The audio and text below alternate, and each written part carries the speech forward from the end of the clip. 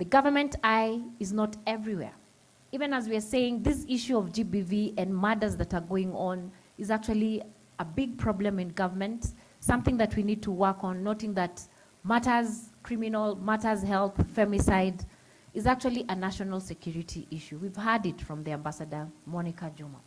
We've also heard the President pronounce himself on this issue. What next? What else do we need? One life lost is one too many. We have seen our daughters and how they are murdered. It is criminal. You know, you cannot blame a child for being where they were, not knowing that that space is not safe. The question is then, what are we doing? The reports from DCI says in the last 3 months, we've lost about 97 women. That means a woman has been killed every day. A young girl has been murdered every single day. And while we think it's far off, it's as closer to us to our own households. So can we be the police within our spaces? If you see something is going wrong, pick up your phone and call the relevant authority. I would like to say that we need to also create more spaces where women can thrive and build their confidence. And I'm proud to say that recently, myself and Naomi Wako and many other women, we've started our own Wezesha Mama Inua Jamii, where we are going from county to county. And the issue was, we said, if we go to other political rallies, you won't get a chance to speak. And you won't get any airtime. You'll be told, stand up and wave. Isn't it? So we said we are going to create our own rallies, our own meetings, where we can talk until the gods come home. Isn't it? And we can get airtime. Isn't it? And nobody is telling us to stop or telling you, it's talk for 2 minutes. So everywhere we need to create those spaces. As your office, Honorable Harriet, I'd like you to prepare a list of shame. And what we do is we make a list of all state corporations.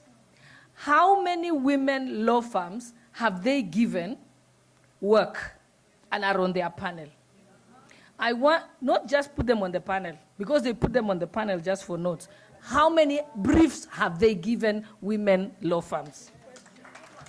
I want us to look at all the state corporations, make another list of shame. How many women chairpersons? How many women are chairpersons of state corporations? We want to make that list so that we know. How many directors, women directors, do they have? I want us to go to the private sector and do the same thing. And just see the directors, the top management, who are they? How many women, how many men? I want to know the percentages. That's the only way we will begin to put pressure to bear. And we can also mobilize women that some of those corporations, we don't have to do business with them. We can tell women, stop buying anything from them. And that's important. It's not enough, because no one's going to listen if there are no consequences. There must be consequences. And I want us to also look at the schools. How many head teachers are women? Then we can look at it. Let's look at the army. How many women are in the army and in top leadership? Look at NYS. Yes, I know you'll give us those statistics, Ambassador Juma. But I'm just saying, let's not just talk about it. I want to see numbers. And now we have MyGov, isn't it? It's a free newspaper. They'll give us free pages. Let us post it there. Let's put it there so it's a document for posterity. And we can hold them to account day by day. We are going to be deploying a woman SWAT team into Haiti. So I have been thinking about how to curate this, because it is not usual to have this kind of thing. And I'll probably be talking to some of the women I have had here to see what we can do in order to do this. Why are we doing this? Because we know that there is a degree of sensibility to security when it is delivered by the woman, where the violence against women has almost been normalized. It has almost been normalized. And so we must think, what should the character of security look like? And I think the proposal by Cholet, in terms of where do you station the protection officers for women in terms of reporting, that becomes a very important implementation point going forward. But we are also having another trend that is worrisome and that we must pay attention to.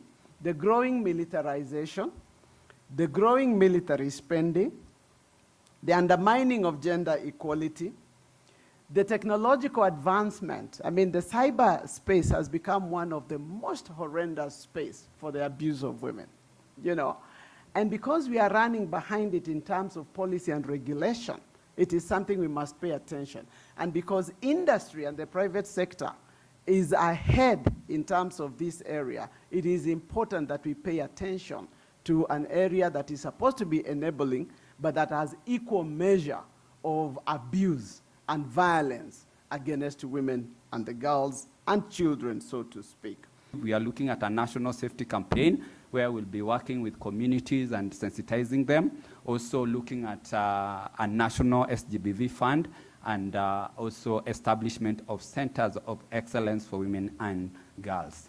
What's our theory of change? Our theory of change is to provide timely advisories on women's rights to the President for informed policy decisions. Second is to undertake advocacy campaigns to promote women and girls' rights across the country, and also provide or establish strategic partnerships and convenings with the various stakeholders.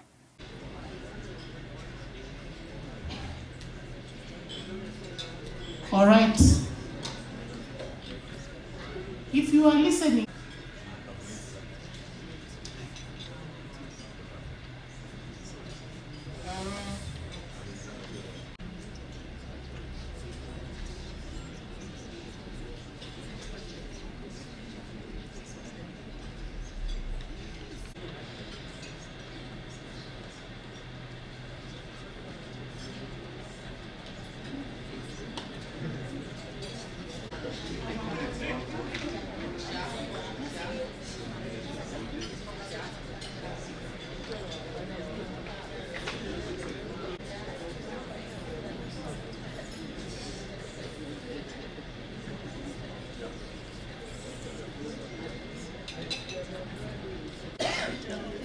msijali, hata ukifeli utapasi.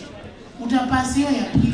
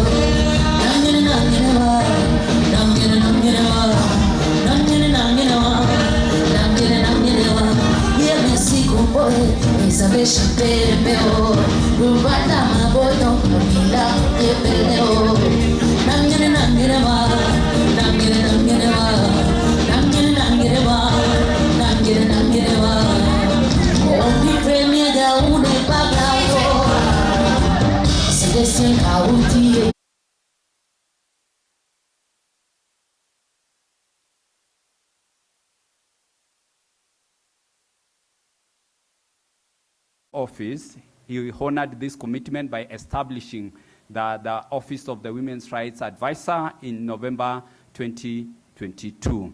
The office is now 2 years old, so we are that will be a build-up to that. So you are welcome to join. And what are the components? Marsabit during her inauguration. And I can assure you she's the next governor. If you want to invest in a future governor, she's here.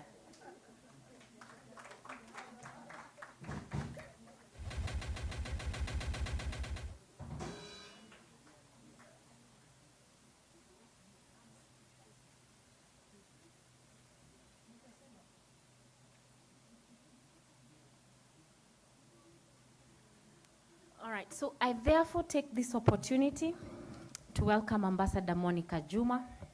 We are not done, please settle down. We are not done, we are not done, please settle down. We are not done.